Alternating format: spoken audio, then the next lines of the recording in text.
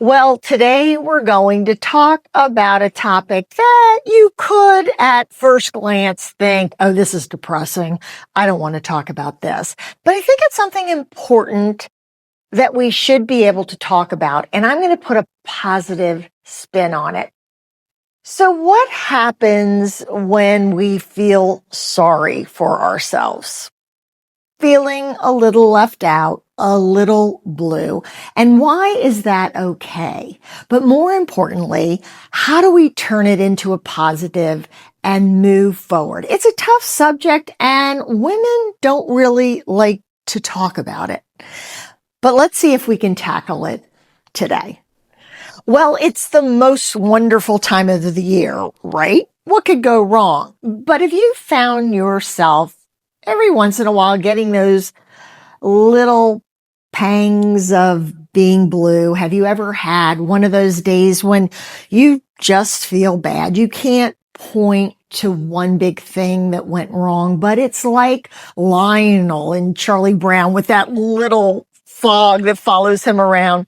Maybe someone forgot to include you in something. You saw a social media party post, a luncheon, and you realize, you weren't invited. Maybe you feel like you're always the one reaching out. Or maybe life just feels a little smaller than it used to, so you're already feeling a little out of the loop. Now, if that sounds familiar, know that you're not alone.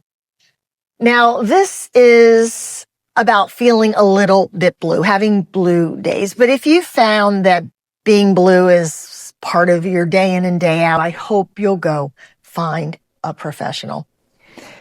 But today, let's talk about something we all feel from time to time, but I know we don't like to admit it.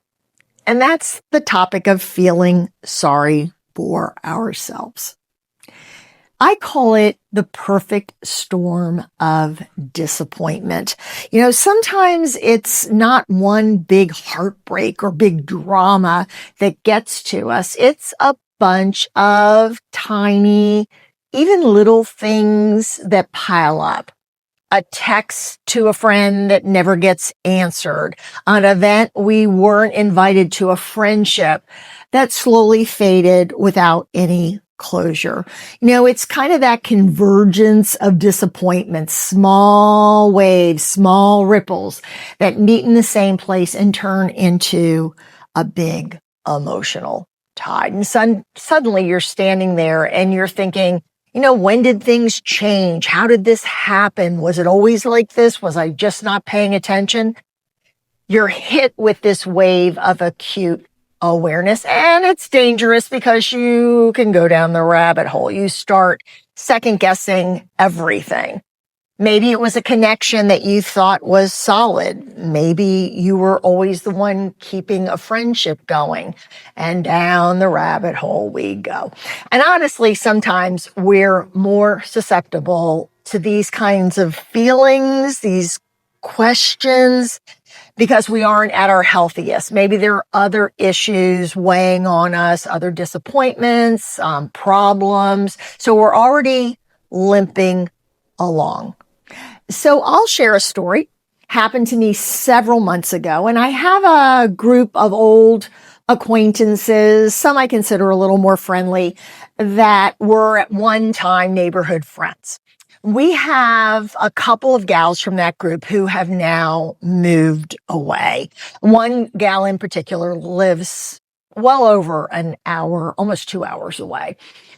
We were invited to attend an event. So I reached out to a couple of the gals and I said, hey, are you going? I plan on going, let me know. Maybe we can get together and go together. And so back and forth, and finally decided, yes, we would all carpool together. And one gal had car problems. Another gal's car was dirty. And so one gal had a bad week, so she couldn't drive. So, okay, I ended up driving. was about an hour and 15 minutes down there and another hour and 15 minutes back. But it was in the middle of the day, so it was a weekend. It was not that big of a deal. But on the way back, we discussed another event that was going to be coming up a couple months down the road. And between us and discussing whose spouse was going to attend, who would be going solo, we decided that, hey, we'll circle back around in a couple of months and let's get together and drive to the event together. So at the same time now, fast forward, we're about a month away from the event. I tear my rotator cuff in my left shoulder, and I am left-handed. I can't do anything with my right hand. So I was a struggle bunny. I was living on Motrin and Tylenol and physical therapy and wasn't quite feeling like myself, but was managing it. I was still living life and doing the things I needed to do and going the places I wanted to go. So it really wasn't consciously on my mind, but in the back of my mind, it was obviously bothering me. So we are about 2 weeks out from the event. I haven't heard from anyone, but so certainly I'm going to hear from somebody, right? Why wouldn't I? I've known these gals for 20 years. Nothing. Week before, a couple days before. Yes, I could have reached out. What I realize now after the fact, or what I realized after the fact, was I just didn't feel good anyway. And so I decided to feel sorry for myself. And I was like, what the heck? I was there when they needed a ride. Certainly they're going to reach out to me. They didn't. The day of the event, I got dressed. I drove hour and a half. Didn't even think about these other gals until I walked in, and there they all were sitting together, and there was no space. Now, I don't know that they knew I was coming or not. So I went and found a seat, sat down, no problem, waiting for the event to start. When one of the gals noticed that I was there, and I could see her pop up, come running over. Oh my gosh, I'm sorry I didn't reach out to you. I didn't know you were coming. I thought maybe you were coming with your husband. And I said, oh, I'm sorry, because we talked about it on the way back 2 months ago. And, we were going to circle back around and drive together again. A couple of the other gals came over and made a offhanded, hey, I'm sorry, or, oh, wow, didn't know you were coming by yourself. And again, I just didn't let it go completely. I was kind of like, oh, I'm surprised because we talked about it, as I was driving everyone back from the last event. So no pity party here. I'm retelling the story to you, but please know that at the time it was what it was. And when I went home that night, one of the gals checked in on me and actually texted me the next day and said, hey, I'm really sorry. Never heard from the other gals. Didn't dawn on me that when the next event happened a couple months later that I wouldn't be included. Obviously, they all texted each other. But again, no pity party. I did not feel my best. And so it bothered me a lot more than it would normally have bothered me. Now, months and months have gone by since that happened. So I tell the story to let you know that sometimes when we don't feel our best, and it can be a myriad of things going on in our lives. We could just be tired, overwhelmed, not sleeping good, backache, foot ache, all the aches that happen as we get to our age. But I didn't realize how much my shoulder was affecting my outlook on even little situations. Like normally I size things up. Normally I go, what the heck, who cares? And I move on. But I let this get to me for a couple of days because when it happened, I wasn't at my best. So take that and ask yourself, how do I understand better my blue days? Well, we don't always give ourselves permission to feel blue. In my case, my first reaction was to get on my own case, tell myself to knock it off. Don't feel sorry for yourself. I always say, maybe you do too, I shouldn't be feeling this way. I have a good life. I'm basically healthy. I have people in my life who care about me. And all of that may be true, but that doesn't mean you can't have a down day. These blue days aren't depression. They're just part of the rhythm of being alive. Even if you live a full and active and meaningful life, you will still have days when you feel let down, forgotten, or just not yourself. We've all got our own groove, but there are days when we get out of the groove and off the track. And honestly, that's okay because, those moments give you time to slow down and notice what's missing, what needs to change, what needs to shift, maybe an opportunity to challenge yourself. What did you contribute to the situation, which is what I did when I sat on the sofa the next day feeling sorry for myself. But, sometimes we're just so busy taking care of everyone else. Maybe we're always the first to reach out. We're taking care of families, careers, cleaning the house. And we haven't gotten in the habit of pausing long enough to acknowledge our own disappointment, working through it and getting on with it. But when life slows down as we age, it tends to catch up to us a little more easily. I find that it is happening more as our friendships shrink.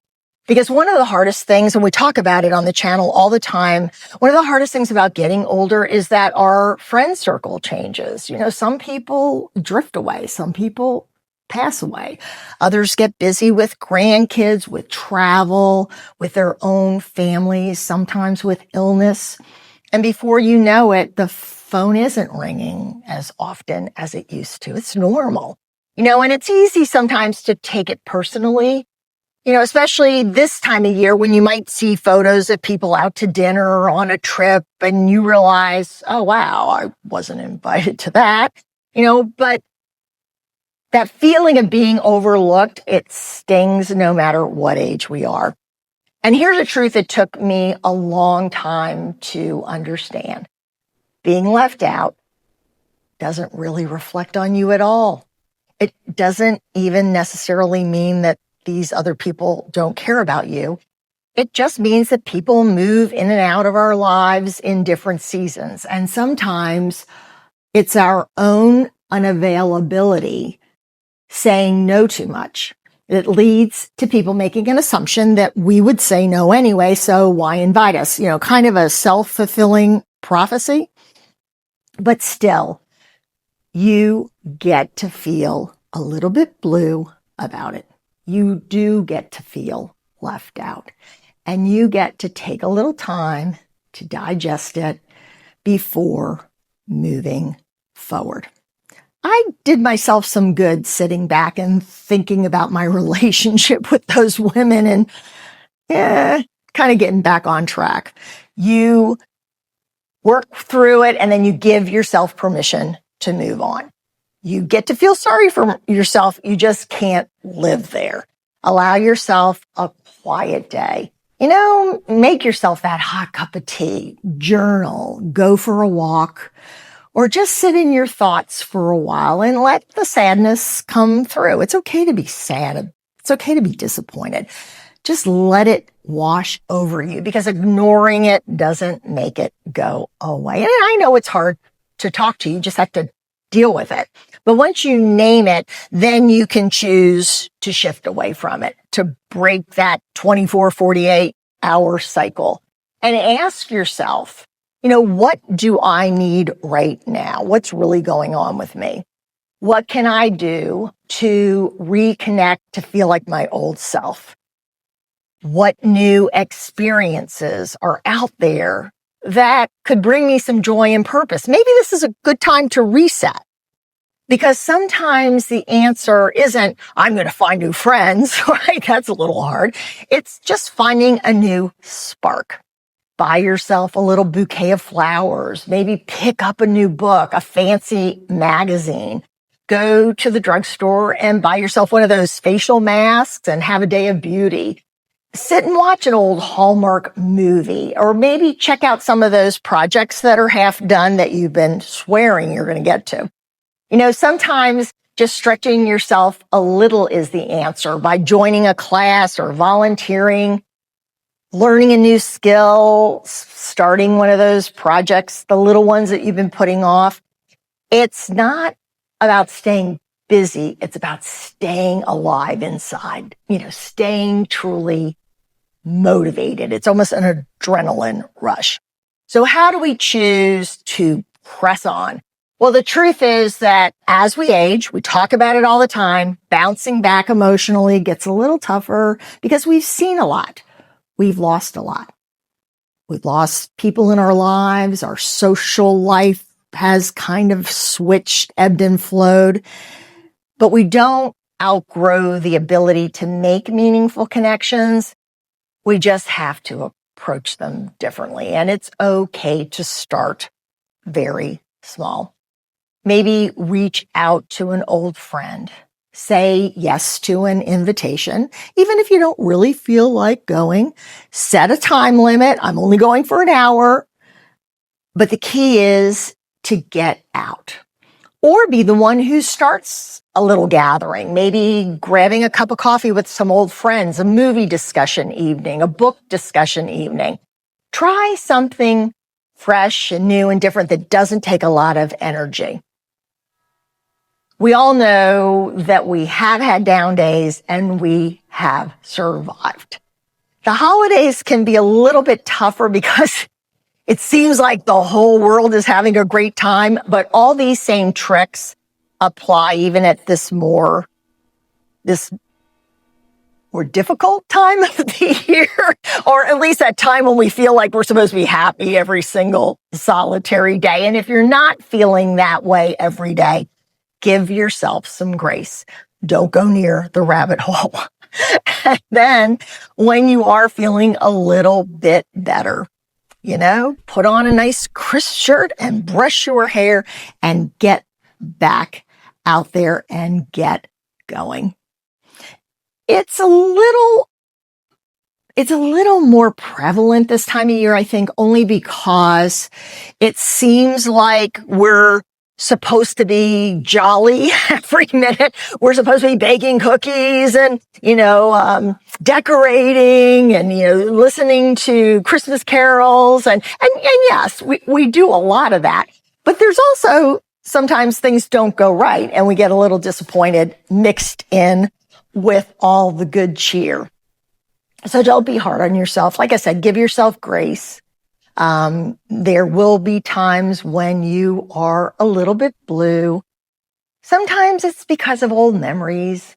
Sometimes it's missing people that we care about. Sometimes the people we love the most aren't in our lives anymore. So it is a time of memories, but work it through, challenge yourself to get out there and get going again and fill yourself up with things that make you feel alive. Well, this was fun. Thanks so much for stopping by. I look forward to seeing you next week on the channel. Have a wonderful week. Take care. Bye-bye.